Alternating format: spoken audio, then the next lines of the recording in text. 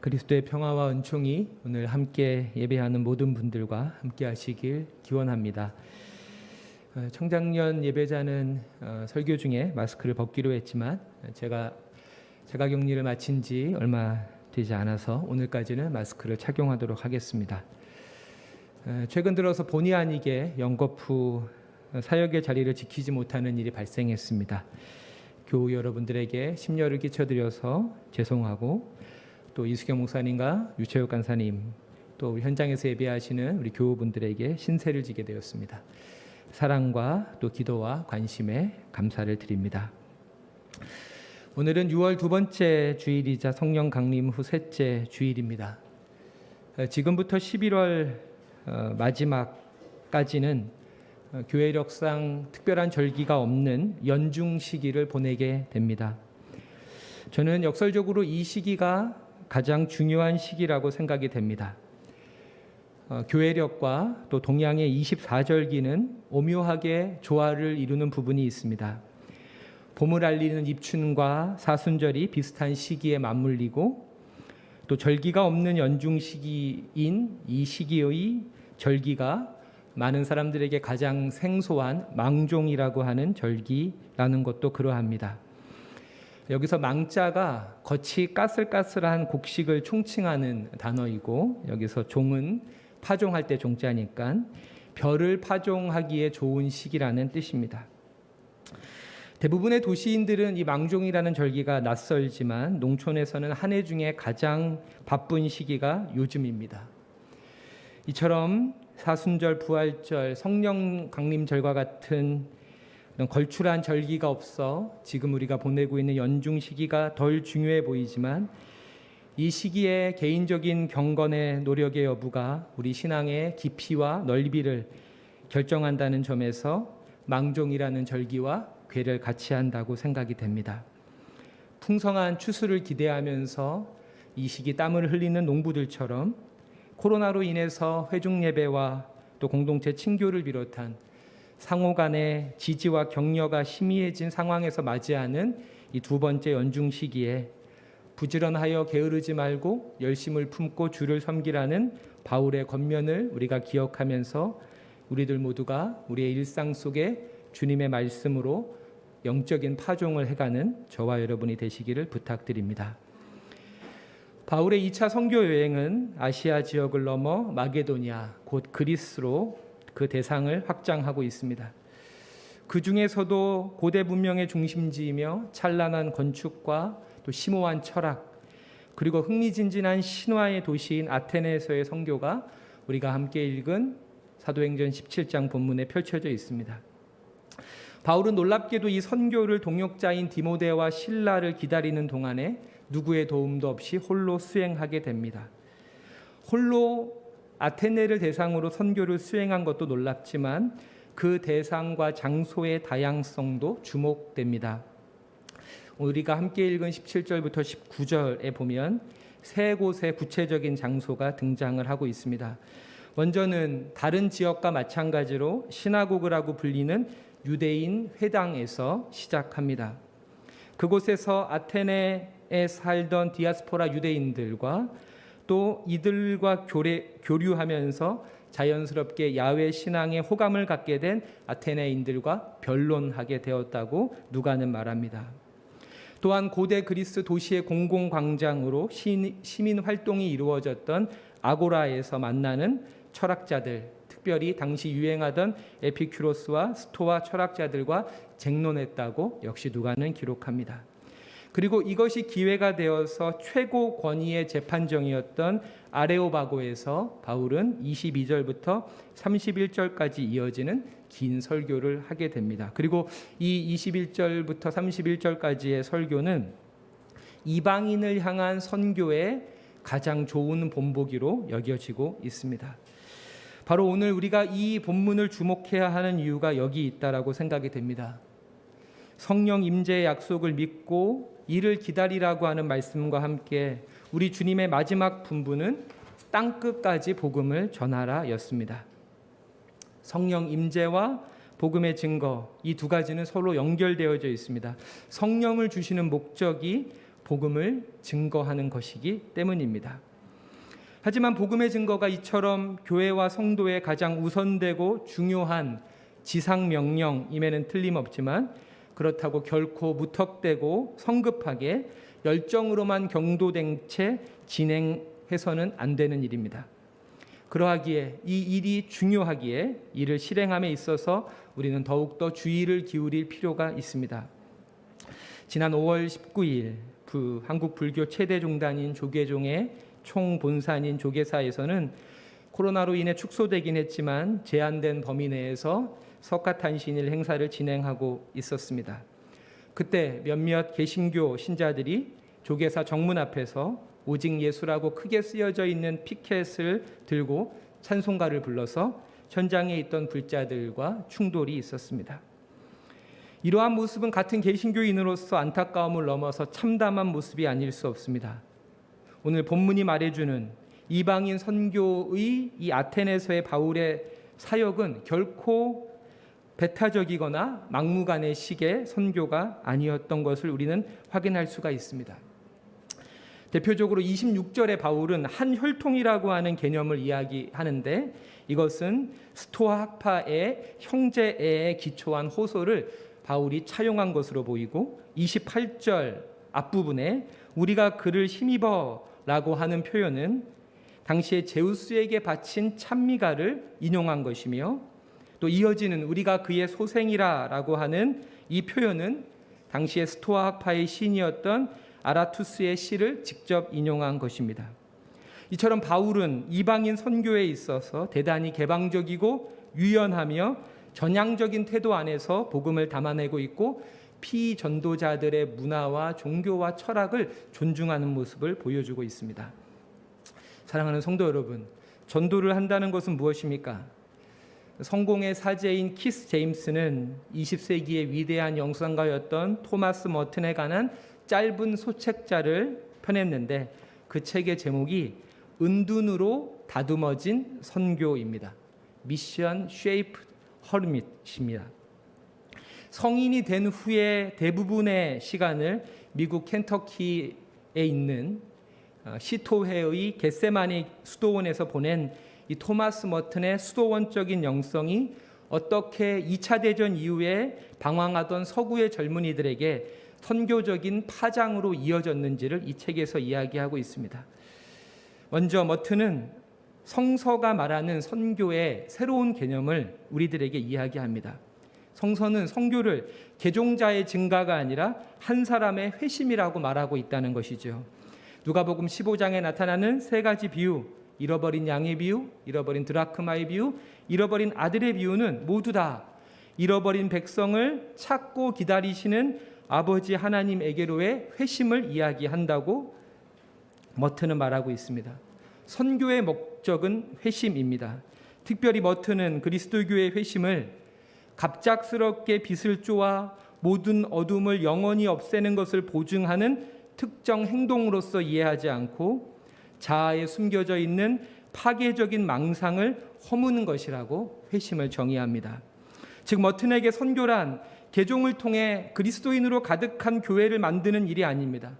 교회의 미션, 즉 교회의 임무는, 교회의 선교는 사람들을 흔들어서 그들 자아 가운데 있는 비진리와 망상으로부터 그들을 돌이키게 하는 것이다 라고 말합니다. 그러면서 2세기의 교부였던 이레니우스의 말, 하나님의 영광은 인간이 온전히 사는 것이다 라고 하는 말을 인용하면서 그리스도교 신앙은 다른 사람들이 다른 누군가가 아니라 자기 고유의 정체성을 발견하는 길이다 라고 머튼은 이야기하고 있습니다. 그러면서 이러한 교회의 선교를 수행하는 5가지 여정을 말하는 중에 첫 번째로 머튼이 가장 강조하는 것은 말하기 전에 듣기입니다. 그러면서 그는 이렇게 이야기하죠. 우리는 비그리스도인들이 보이는 이상한 숭배나 수행을 문제시하고 비판하기 전에 또한 그들에게 귀 기울이는 것이 우리 자신의 존재를 더럽힐지 모른다는 두려움이 아닌 그들이 영혼 깊이 간절히 원하는 것이 무엇인지를 먼저 알아야 하며 그러기 위해 진정 열린 태도를 가지고 세상과 소통해야 한다. 그렇다면 복음은 전해짐은 물론이고 우리의 신앙 역시 놀랍도록 풍요로워질 것이다 라고 말을 하고 있습니다. 오늘 본문 17장에서 바울의 메시지의 내용만이 담겨져 있지만 사실 누가는 변론과 쟁론이라고 하는 단어를 사용해서 바울의 선교 사역을 소개하고 있습니다.